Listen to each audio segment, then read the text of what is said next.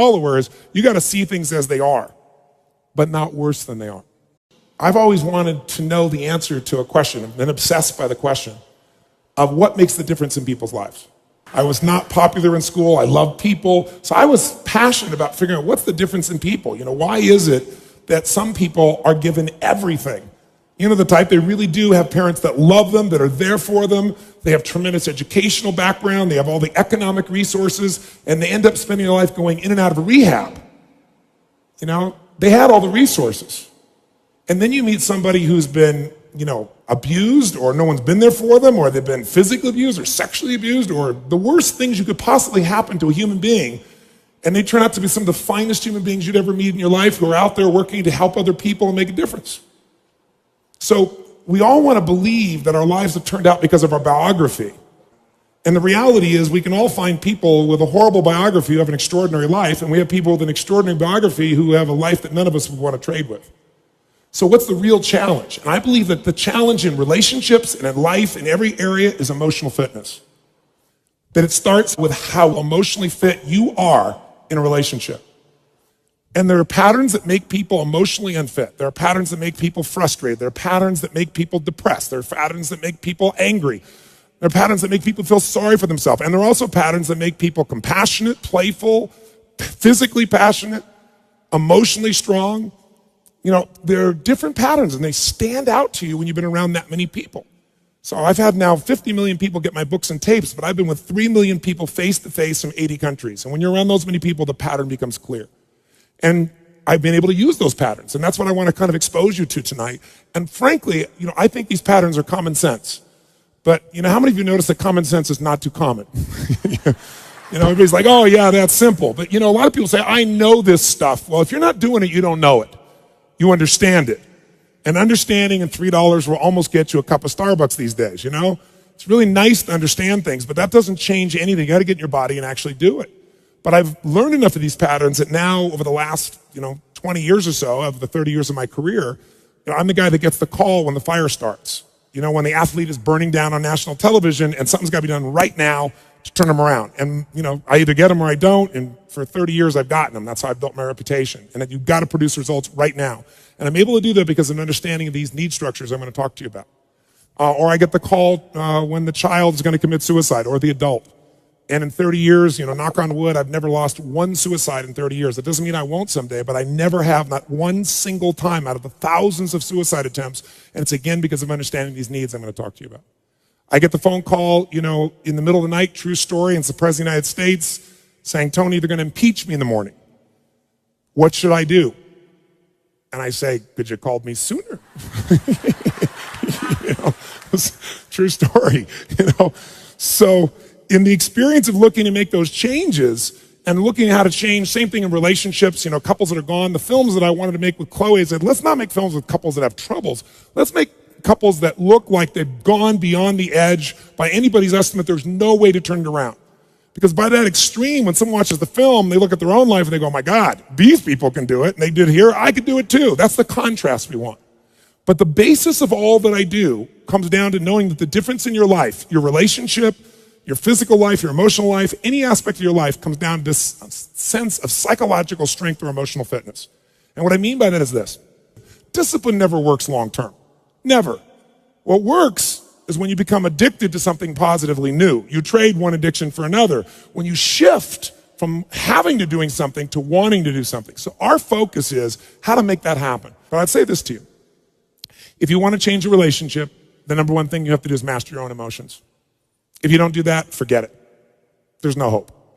And what's wonderful, though, is it's easy to do if you know how. But none of us have ever been taught really emotional leadership. Emotional management is the very minimum, much less how to direct and shape ourselves. I don't mean faking your emotions. I don't mean pushing them down. I don't believe in positive thinking, although you may think that from watching, some of the media coverage. I am not into positive thinking. I'm not here tonight to tell you to go to your garden and say, there's no weeds, there's no weeds, there's no weeds, there's no weeds.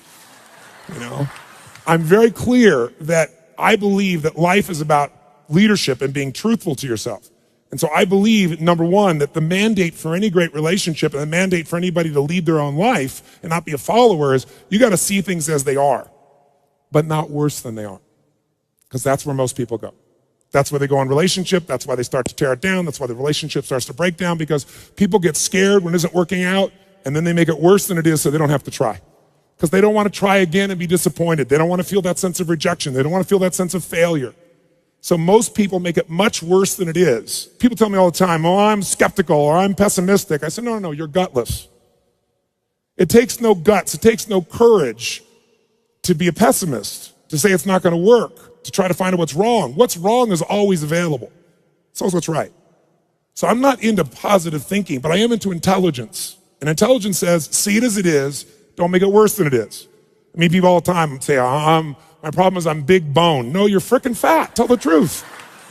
You know, what is this big bone story? You know, the only way it gets better is if you can see it as it is. Don't make it worse than it is. Don't try to make it so it's impossible to change. That's not true. It's not true at all. The second mandate, I think, to changing anything in your life, to leading your life, is once you see it as it is, not worse than it is, then you got to see it better than it is. Because that's the thing that's missing from most relationships. There's no vision. I mean, without a vision, in the Bible it says, people what? Perish. And when a relationship has no vision for greater than where they are, that relationship is going downhill, if not destroyed. I believe that every relationship, every part of life, every part of a human being needs a compelling future. If the future's not more compelling than today could be tough, but if the future's compelling, we can get there. And that's what every leader does. And every one of you in this room, and I know some of you are here, I guess, from the general public as well, just for your own relationships, I really acknowledge you for. But I know that you're from the military here, I know the therapists here, people from all walks of life, you're all leaders. What's your job? To lead. Your job is to help people see it as it is, not worse than it is. What's your job? Help them create a compelling future. See it better than it is, so there's a reason to give my all again. Otherwise, there's just no juice. There's no energy. Why? They'll go through the motions, complain with each other, not really believe it's going to work, and nothing will change. And then finally, the third step that we've all got to do if we're going to change our life or anybody else's is make it the way we see it. And that's where strategy comes in. I try to take things that are complex and make them as simple as possible. I've noticed most people in the psychological world try to make it as complex as humanly possible. Because it makes us feel so sophisticated when we can talk with all these complex words and elements and so forth, and we can really, we got our degrees and we're somebody. But you know what? That doesn't help anybody. So I look for a nickel word to get to the heart of something. I've tried to take something complex and make it simple so that people really will apply it. And that's the focus here. Hey, it's Tony Robbins. Listen, I'm here today to talk to the gentlemen in the group, but in case any ladies are watching today as well, here's my question for you ladies. How many of you cannot stand a man who can't make a decision? How many of you cannot stand a man who, at one point in the relationship, he's there for you, and now he doesn't feel present at all? How many can't stand a man that can't tell you the truth? And now that I've stirred up the ladies, this is really a video for men. So gentlemen, I know you know there's been women in your life who have felt in the beginning so much passion for you. And then gradually, you guys seem to drift apart and you love each other, but there isn't that same aliveness, that same sensuality or sexuality or excitement together. And a lot of men think that's women that creates it. I would argue to you, gentlemen, that if you and I take responsibility and we dig underneath and we understand what the triggers are that make women turn off, then we can turn them back on, and not by some stupid technique, but by the thing that affects most women the deepest, and that is your presence. Most women are starving for a man who's present. What does present mean? It means a man who is right here with me 100% right now. His mind isn't doing 20 other things. And I know, gentlemen, it's hard to be present when a woman is talking to you and she's talking about so many things so quickly very often that don't relate, because a woman's brain has something called diffused awareness. It means they take in everything all at once. It isn't multitasking. It's literally transitioning, not even transitioning, experiencing multiple conversations and people at one time, whereas men tend to focus on one thing at a time. And when a woman starts doing that, most men's brains click in and they try to focus on one thing they can handle, and they're no longer present. If you're in your head and you're not connected to that woman, she doesn't feel that presence. And presence is what opens a woman. Presence is what causes a woman to open to you sensually, sexually, emotionally, her heart, her soul, the whole 9 yards. Ladies, correct me if I'm wrong. There is nothing more powerful than presence when there's real love involved. So, and often women respond to a man who doesn't even love them, but who's present for them, where they feel like there's nothing else in the world but me right now. And gentlemen, you know how to do that when you're in the zone in sports. You are so present. When you're in the zone trying to solve a problem, you were so there. And you probably were so there when you were pursuing this woman. But if you can train yourself to bring that presence back on a regular basis, you can own your woman like she's never been owned, where she will literally melt to you. And I don't think most women who are feminine would argue with what I'm sharing with you right now. If they do, they can not only talk back to the video, they can write some comments down below wherever this thing is posted. So what makes women also feel you're not present is when they feel like you're not honest. And most men are truly honest, but they just don't want to deal with what they call the shit. That must be the technical term, right? The shit they get for telling the truth because she disagrees about it. And men get worn out by words. Men would happy to resolve it, but then finally they'll just say, yeah, okay. When you say, yeah, okay, and it's not really okay with you, you're not present. So she gets even more animated. See, most women, they don't want a pleaser. They would like to be pleased, but they don't want to please her. A pleaser is trying to do anything it can to make things work. They feel there's no presence in that man. He has no center. He has no strength. They may like him, but it's going to be hard for them to respect him. And if she doesn't respect him, there's not going to be a lot of passion. And if him is you, that's a real problem. You and I both know, whether you're a single man who's meeting women or whether you're in an intimate relationship. So I thought maybe what I'd show you is one example of how women perceive dishonesty, as men perceive it as just leaving things out so they don't have to deal with more challenges, and how to deal with it differently. And I can tell you that verbally, but it might be better to witness it. We were in Hawaii recently, and there was a gentleman there sharing with us that he has so much difficulty just dealing with his wife. She wants him to do things like do the dishes. And he says, I run a business, and if I don't do the dishes, she doesn't feel like I love her. And I said, well, then why would you just do it at times? He goes, I do at times, but it's like every time. And so she'll ask me, am I going to do dishes? And I say yes, and then I don't do it. And then she gets mad at me, and I said, yeah, because there isn't anything authentic. I said, why don't you play your wife right now, and let's talk about whatever she's upset about, and I'll just be me, but I'll be you. In other words, I'll be myself if I was you. And you'll just watch this little video, and it's pretty simplistic. All I basically say is, no, I'm not going to do it.